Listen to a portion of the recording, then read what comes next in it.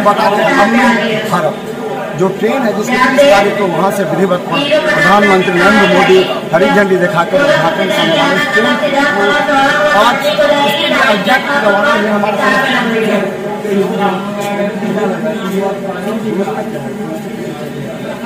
देखिए, इसको एक राष्ट्रीय स्तर पर इसको एक पहचान देने की कोशिश की जा रही है रेलवे के द्वारा। जो अयोध्या से जो दरभंगा के लिए ट्रेन चलेगी अमृत भारत ट्रेन, और उसको एक व्यापक प्रचार प्रसार किया जा रहा है। साथ साथ कह सकते हैं कि एक धार्मिक जो एक भावना लोगों में पैदा करने की कोशिश की जा रही है, और इसमें काफ़ी लोग जुट भी रहे हैं। तो देखते हैं कि इसका क्या सामाजिक असर होता है। ये इसका आप लगातार ये इसका उद्देश्य क्या होगा कि आखिर ये जो भारत ट्रेन स्पेशल ट्रेन है ये इसमें खासियत क्या है? ये जो है स्पेशल ट्रेन ट्रायल रूट में भी चलाया जा रहा है अमृत भारत, जो आपको समस्तीपुर होते हुए दरभंगा होते हुए ये अयोध्या तक जाएगी। और कल देश के प्रधानमंत्री जो है अयोध्या से अमृत काल में पहली भारत में निर्मित ट्रेन जो है अमृत भारत ट्रेन, उसकी का शुभारंभ करेंगे, जो अयोध्या से चलकर दरभंगा तक जाएगी। और अयोध्या से जो मिथिलांचल को जोड़ा जा रहा है, ताकि जो यहाँ पर लोग हैं दर्शन करने वाले हैं, इधर राम जानकी का दर्शन करें और उधर राम का दर्शन करें। और इसको लिंकअप के रूप में जो है प्रधानमंत्री ने सौगात दिया है बिहार वासियों को और खासकर मिथिला वासियों को। और ये खासियत इंजन एसी है, सभी जो डबल पुश है, क्या बताया गया यहाँ? ये डबल पुश है और आधुनिक तरह से बनाया गया डबल इंजन है, आगे पीछे इंजन है, इंजन बदलने की जरूरत भी नहीं है, और कम समय में ये जो है लगाया जाएगा, यही इसका खासियत है। तो चलिए हम बता दें हमारे साथ और भी हैं जो लगातार ये देखिए ये ट्रेन यहाँ से खुल रही है, और ये अभी हम गोरखपुर रेलवे स्टेशन पर है, ये अयोध्या के लिए जा रही है। क्या लगता है, क्या अपेक्षा है? देखिए, ये तो है कि जो पौराणिक मान्यता रही है मिथिला और अवध की, वो तो पूरी होगी ही, और सुविधा जो है उसको भी ख्याल में रखा जा रहा है। जो इस रूट में है, जो जनक जी के जन्मस्थली से लेकर के या कहीं अयोध्या स्थल जो भी नाम से कनेक्टेड जगह है उसको जोड़ते हुए अयोध्या तक, उसके बाद दिल्ली आनंद विहार तक जाएंगे। एक अच्छी चीज है और श्रद्धालुओं के लिए तो है। तो इसे मतलब जनकपुर और प्लस कह सकते कि अवध का कनेक्टिविटी। तो लगातार हम आपको दिखा रहे हैं गोरखपुर स्टेशन से इसके बाद यह ट्रेन अयोध्या के लिए जब रवाना हुई है। और खासकर बता दें ये दिन काफ़ी महत्वपूर्ण है, शायद इस इतिहास में इस बात को निश्चित तौर पर मिथिला का जो संपर्क अयोध्या से जुड़ा है अमृत भारत ट्रेन के माध्यम से। हमारे साथ मणिकांत जी, ये बताइए कि ये एक सपना था अयोध्या का, वो इस तरह का जो बनाया जा रहा है वो, और मिथिला का जो संपर्क है कैसे इस ट्रेन के माध्यम से, क्या लगता है कि ये बनेगा क्या? संपर्क जे से आदिकाल से मिथिला के अवध से, चूँकि द्वापर त्रेता युग के गप है, तो ओहिमे से ओहि दिन से एखन तक कहल जाइ छै 17.5 लाख वर्ष पूर्व सीता भेल छली है। ओहि समय में राम एतऽ आयल छला है। रामचंद्र जी के बेचारे हम कहे छी दुआरे जे पहुँच हमर सबक तय कहे छी बेचारे के पैरे आबऽ पड़ल छलन है। तो आब वो गति ओहिठामक लोग के नहीं हुई या एतुका लोग के नहीं हुई होता, ताहि दुआरे जे छै से भारत सरकार रेल मंत्रालय ध्यान देलक है। रेल तो पहिनो से चलै छै, लेकिन विधिवत बुझू तो खाली नाम छोड़वा ला ट्रेन चलै छलै दरभंगा से अयोध्या के लिए। एक सरयुग जमुना एक्सप्रेस ट्रेन है जे सप्ताह में 1 दिन 2 दिन 3 दिन जे चलैत हुए, कहियो चलल कहियो नहीं चलल, जार में बंद रहल। लेकिन एखन आप सप्ताह में 2 दिन ट्रेन के अमृत भारत ट्रेन के से निर्धारित कयल जा रहा है। हम सब एहि उम्मीद में रही जे एक और दोसर ट्रेन है वंदे भारत, शायद वंदे भारत, वो ट्रेन हमरा सबके भेटत, लेकिन नहीं भेटल तो जै भेट गल जत लपधम वाला स्थिति में हम सब रही छी, जै भेट गल से सही। तो मिथिला से अयोध्या के संपर्क जे से आदिकाल से रहते है और अनंत काल तक रहते है। और मजबूत है, तो मतलब लोग के आवागमन के ज्यादा स्वाभाविक है।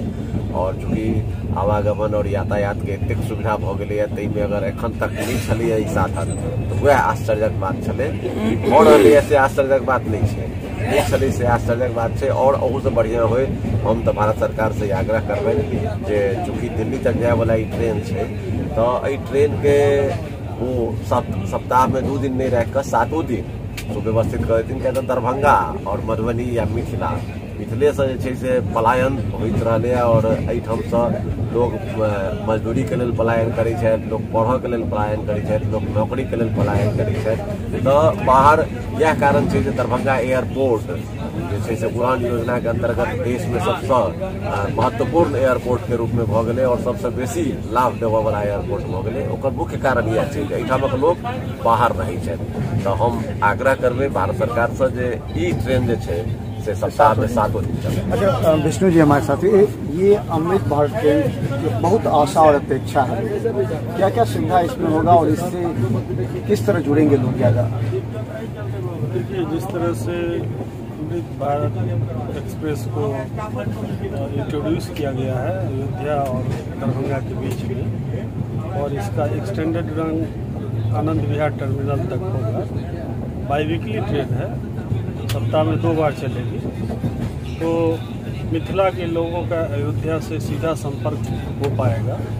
और मैं अपना उदाहरण ही देता हूँ कि कोई सीधी रेल सेवा नहीं रहने के कारण मैं अभी तक अयोध्या नहीं गया था, और ये ट्रेन की शुरुआत हुई है तो मैं भी आज जा रहा हूँ अयोध्या, और वहाँ से जो नई ट्रेन घोषित हुई है उसी से वापस आने की योजना है।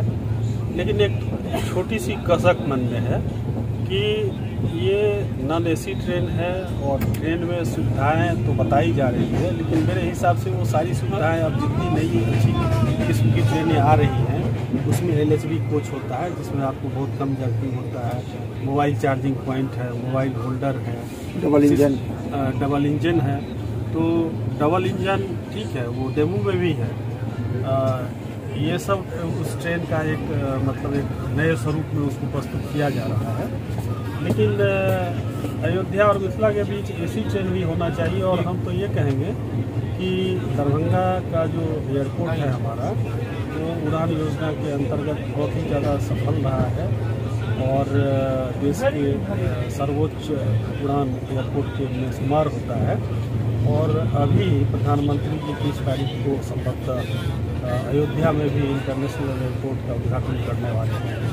तो ये और खुशी की बात होती कि दरभंगा को मिथिला के हृदय स्थली को अयोध्या से हवाई सेवा के द्वारा भी जोड़ा जाता तो और खुशी की बात होती। और हर तबके के लोग हैं मिथिला में, बाहर रहते हैं, गरीब हैं, माइग्रेट हैं, संपन्न वर्ग के लोग हैं। तो सारे समुदाय के लोगों को ध्यान में रखते हुए इस तरह से ट्रेन को, ये एक शुरुआत है, अच्छी शुरुआत है। और ट्रेन में सुविधा संपन्न ट्रेन है, लेकिन मुझे लगता है कि ये एक संभावना को दिखाती है और इसमें और विस्तार की आवश्यकता है।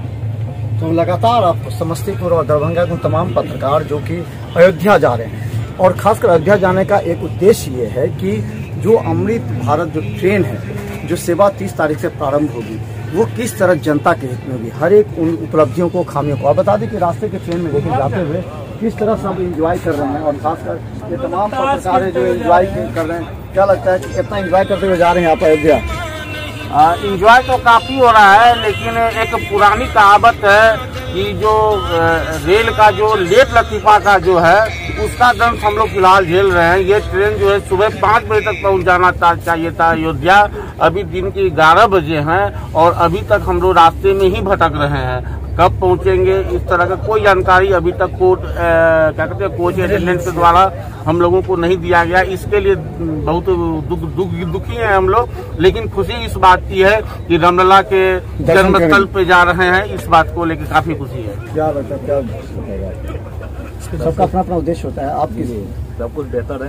रामलला जी के दर्शन कर खानदारी करके अमृत ट्रेन को यहाँ लाएंगे और एक मिथिला के लिए, दरभंगा के लिए बड़ी उपलब्धि है। यहाँ से दिल्ली के लिए स्पेशल ट्रेन मिली है।